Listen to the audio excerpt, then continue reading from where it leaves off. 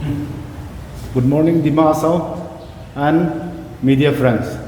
आज district Congress committee की तरफ से बहुत इम्पोर्टेंट इशू में बात करने के लिए प्रेस कॉन्फ्रेंस रखा है। मेरा राइट साइड में बैठा है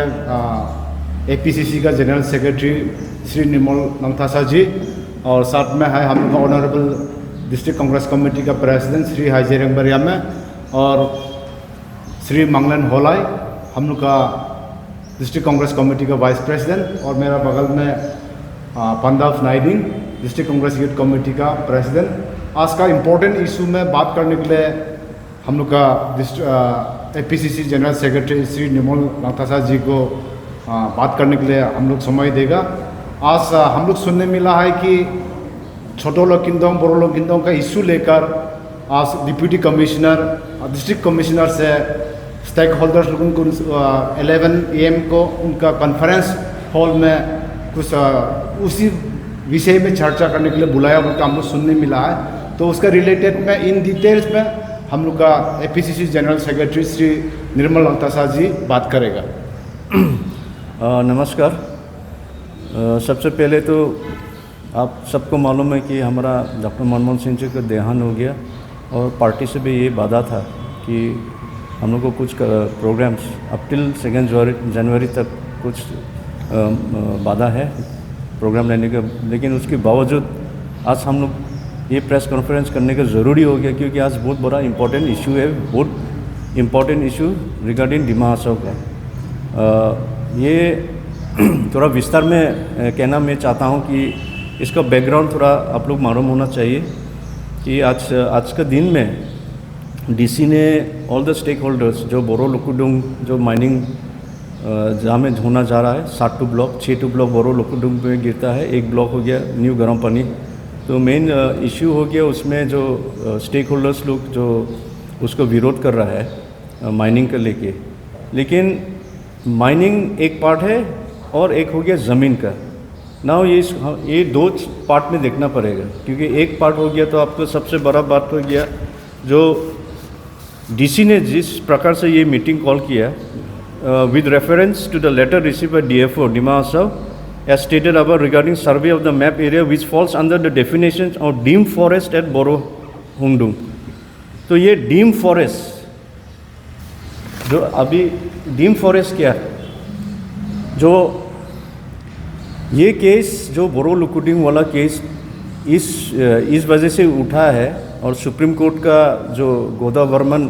का केस रिलेटेड लेके अभी जो बहुत बड़ा हम लोग को में समस्या हो गया। ये केस एक्चुअली दालमिया ने जब ये माइनिंग जो टेंडर हुआ उसका अगेंस्ट में जब सुप्रीम कोर्ट ने केस फाइल किया कि वो बोरो लुकुडुंग एरिया कैसा ये प्राइवेट लैंड है फॉरेस्ट लैंड है बोल के टेंडर कॉल किया, whereas in the case of Dalmia उन लोग को जो लाइन 2 जो फॉरेस्ट एरिया बोल के डिक्लेयर करके काउंसिल ने लगभग 56 करोड़ कैंपा प्रोजेक्ट के लिए पैसा लिया है। तो इस विषय लेके सुप्रीम कोर्ट ने हाई लेवल एक कमेटी गठन किया है, जो सीपी गोयल जो कुछ महीने पहले शायद नवंबर में आया था डिमा हासाओ में तो ये इस केस के विषय में। तो इसको विस्तार में जानने के लिए बहुत हम लोग डिमा हासाओ वसीलो बहुत इम्पोर्टेंट चीज़ है, क्योंकि हम लोग का ये जो ज़मीन ये एक्चुअली काउंसिल का प्रियोरिटी पावर्स है, क्योंकि 6 शेड्यूल हम लोग का है। लेकिन जब ये गोदा वर्मन को जो जजमेंट 1996 में ये केस फाइल किया था, सुप्रीम कोर्ट ने इन फेवर ऑफ गोदा वर्मन का एक वर्डिक्ट दिया है, जो 1980 का फॉरेस्ट कंजर्वेशन एक्ट 1980 का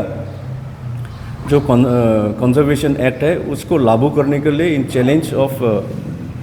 अभी जो फ़िलहाल फॉरेस्ट अमेंडमेंट एक्ट 2023 का उसके विषय में एक PIL फाइल किया था। तो रिसेंटली PIL फाइल होने के बाद फरवरी 19 2024 में इस साल का फरवरी 2024 में सुप्रीम कोर्ट ने ये जजमेंट दिया, इंटीरियम ऑर्डर पास किया कि सब स्टेट गवर्नमेंट TN गोदा वर्मन का जो केस जो उसको लागू किया जाए, और क्लॉज रूल 16 जो अमेंडमेंट का एक्ट का हिसाब से एक high power committee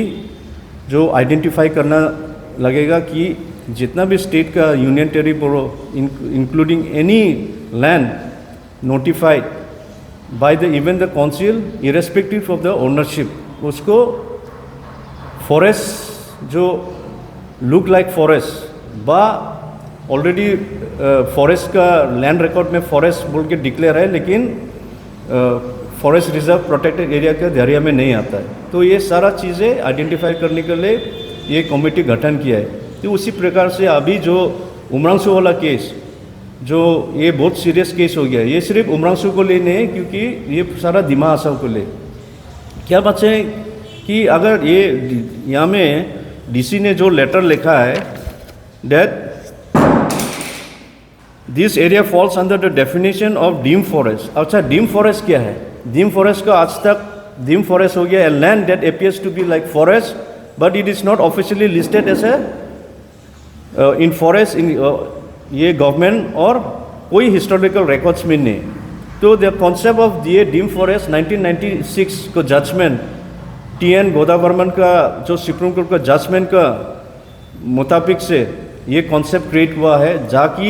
what is है ये आपका ये डीम फॉरेस्ट तो सुप्रीम कोर्ट ने एक जजमेंट जो उसमें creations of an expert committee बनाया है ताकि ये आइडेंटिफाई करो जो डीम फॉरेस्ट क्या होता है। तो डीम फॉरेस्ट हो गया any area larger than 2.5 acres and any trees more than 100 trees per acre and forest जो cover 1 kilometer all along the road drain highways that should be part of the dim forest। तो अगर ये बोरो लुकुडुंग area जो में mining होना जा रहा है अगर ये डीम फॉरेस्ट हो जाता है तो ये हम लोग के लिए बहुत बड़ा मुसीबत है क्योंकि एंटायर डिमा हासाव तो हम लोग का सब ग्रीनरी है।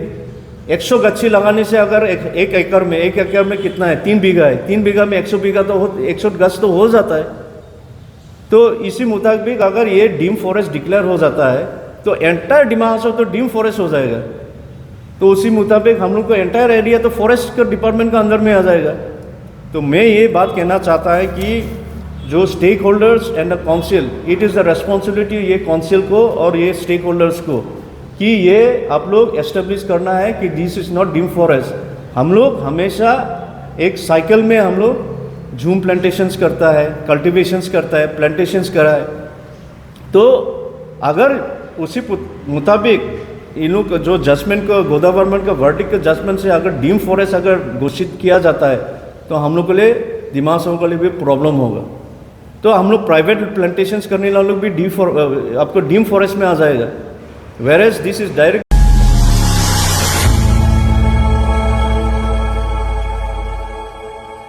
খবৰৰ আৰৰ খবৰ ব্ৰেকিংৰ হুলস্থুলৰ মাজত ৰৈ যোৱা সমাজৰ নেতিবাচক বহু খবৰ ৰাজনীতিৰ পৰা সমাজ নীতিলৈ খেল জগতৰ পৰা কৃষি খণ্ডলৈ ছবি জগতৰ পৰা সাহিত্য চৰ্চালৈ